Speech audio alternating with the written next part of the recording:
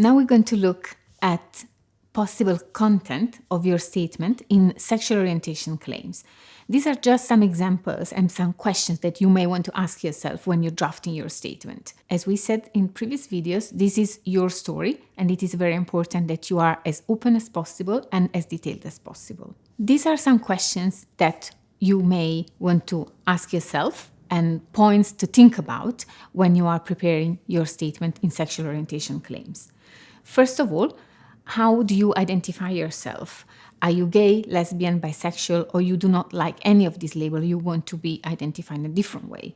This is important, and it has to be explained and described in your statement. In relation to problems in your country of origin, think about any difficulties you had in the past, if you had any problems, if you've ever been attacked, or if you experience any trauma or any problems. This has to be described in detail. It may be very difficult, so it's helpful for you perhaps to write it down in your own time and then give it to your lawyer. And your lawyer will ask you different questions, new questions, but you don't have to go through it from scratch for the first time with your solicitor, or even worse, at your interview with the Home Office. Think about times in your country of origin when you started feeling differently, when you started to feel attracted to people of your own sex and gender, and think about how old you were. Try and put dates if you can remember, and try to explain how you felt. Is there a first time when you remember being attracted to somebody?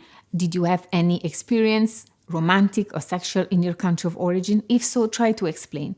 You do not need to give specific sexual details, of course, but it is important to explain if you had any experience and how old you were and how did you feel. This is your story, so it has to be clear to the Home Office how you realize that you are gay, lesbian, or bisexual. If you had a relationship that doesn't match your sexual identity, for example, if you're a lesbian but you were married to a man, try and explain why this happened. Maybe your sexual orientation was different before, or maybe you were forced to marry somebody in your country. So all these have to be explained. You have to remember that everything has to make sense in the statement, so you have to give the Home Office the opportunity to fully understand your story, and therefore any event needs to be explained clearly.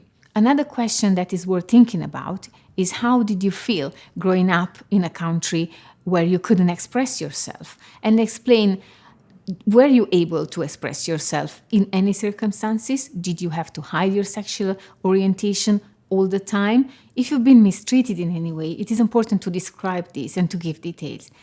Obviously, it may be very difficult to do that, but it is important that you try, because this is a very crucial part of your case, and it is important to describe any incident. If it's too painful to discuss, talk to your lawyer or try to put this in writing before you talk to anybody about that, because it may be easier for you. In terms of what happened to you in the UK, you can explain if you have been living differently now, more openly in the UK.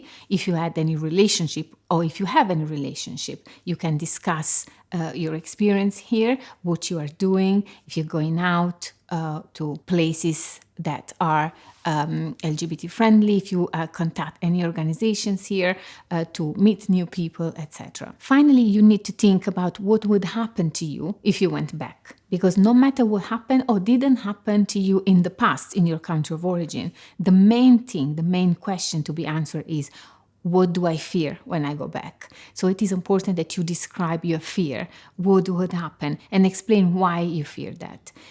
If you come from certain countries, it may be very obvious and well known that LGBT people are mistreated, but still it is up to you to explain in your words what you fear in your country of origin. It is possible that in your country you fear the authorities, or it is possible that you fear someone else, for example, your family.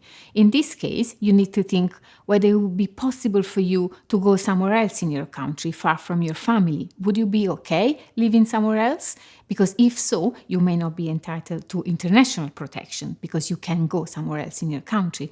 Or would it be very difficult for you to live outside your home area in another area where you may not have any support? You need to think about it and discuss this in your statement.